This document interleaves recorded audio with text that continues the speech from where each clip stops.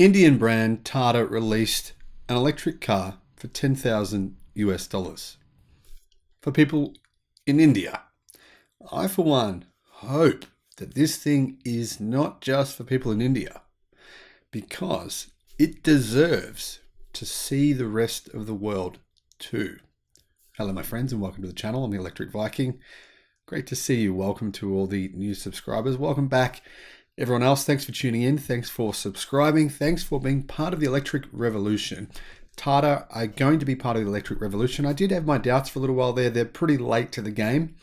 Yeah, they've done some stuff, but really, to be honest, compare India to China, and obviously, China has been focusing on the future of the automotive industry.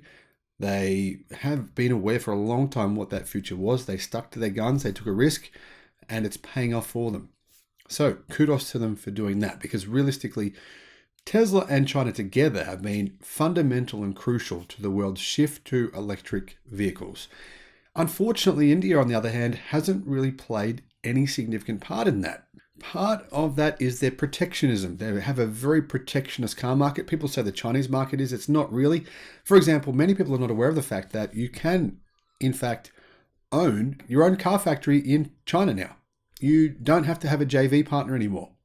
So any legacy automaker that wants to can own their own factory in China. Strangely, ever since that rule came into place, there hasn't been any company that's actually gone and done what Tesla did and build their own factory, which I find very weird. But anyway, the point here is $10,000 electric car is exactly what people in India need. They don't need Tesla vehicles, believe it or not. They don't need a Tesla Gigafactory.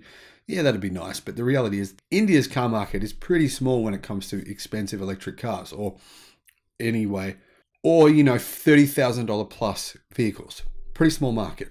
But this car is perfect. In fact, this car would be perfect for about half the planet.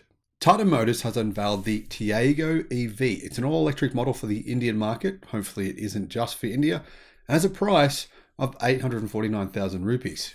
That's equivalent to around 10,700 euro or $10,000. So is it any good? Well, actually, it's not bad.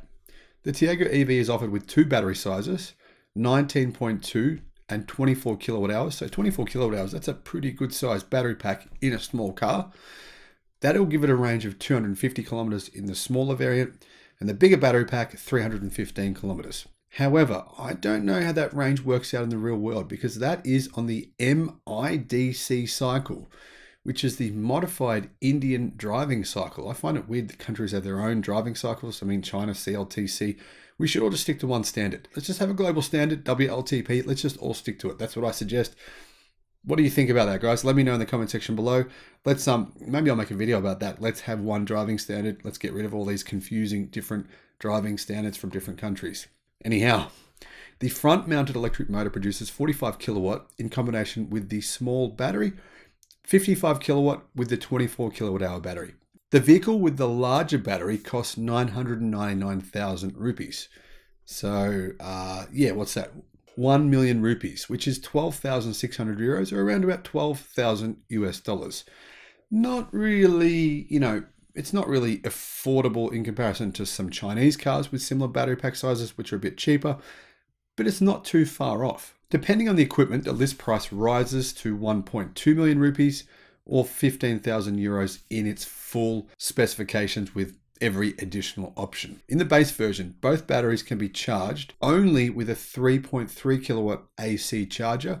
The large battery, a 7.2 kilowatt AC charger, is optionally available. With a DC fast charger, you can get 110 kilometers of range in only 30 minutes.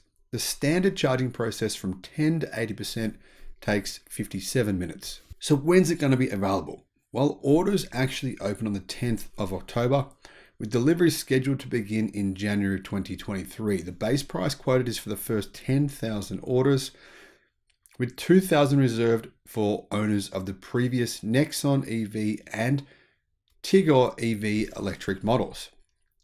We believe now is the right time to fast forward the ongoing revolution towards the future of mobility by introducing vehicles that will encourage rapid adoption of EVs, said Shailesh Chandra, Managing Director of Tata Motors.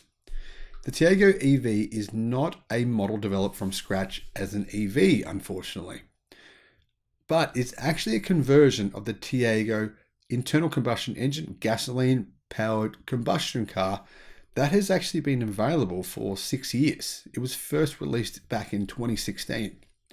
In the future though, Tata will use a purely electric platform for their EVs, which they're working on right now. The company presented the Avinia concept study, which is based on its own pure EV electric car platform. In the next 2 years, in addition to the Nexon EV, Tigor EV, and the new Tiago EV, another combustion engine model with electric drive is to be launched to the market. Before vehicles on pure E platforms are planned, and Tata actually plans on using the Volkswagen MEB platform for some of its EVs as well. Now, if you're watching this channel and you're wondering to yourself, who is Tata? Never heard of them before. Well, Tata is an Indian multinational automotive manufacturing company headquartered in Mumbai in India. It's part of the Tata Group. The company produces passenger cars, trucks, vans, coaches, buses, luxury cars, sports cars, and construction equipment. And it was founded all the way back in 1945 as a manufacturer of trains or locomotives. The company actually manufactured its first commercial vehicle in 1954 in a collaboration with Mercedes-Benz, and that collaboration ended in 1969. In 2008, the company launched the Tata Nano, the world's most affordable car at that time.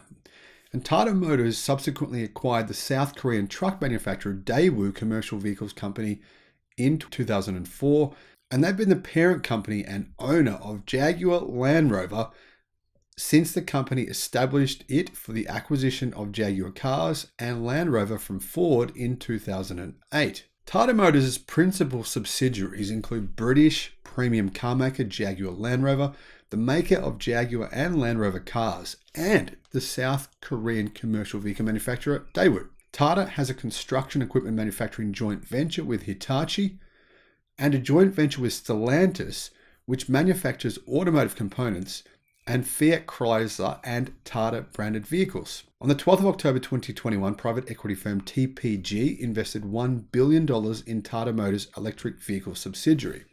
Now, Tata Motors actually has automotive plants in a number of other countries as well. They've got vehicle plants in 6 cities in India, as well as in Argentina, South Africa, the United Kingdom, and in Thailand. The company is currently ranked as the 265th largest in the world, and it's part of the Fortune Global 500 list of the world's biggest corporations. Now, right now, they don't actually make many EVs. In fact, the Indian market isn't really set up for electric cars, but I see that changing in the future. And Tata, of course, is the company that needs to lead the way in India. Fortunately, it looks as though it's making a good start. $10,000 is a really good price that a lot of people in India will be able to afford. Of course, lots won't, but hopefully eventually they can make some even cheaper EVs. Let me know what your thoughts are in the comments section below. Thank you for watching. Bye-bye.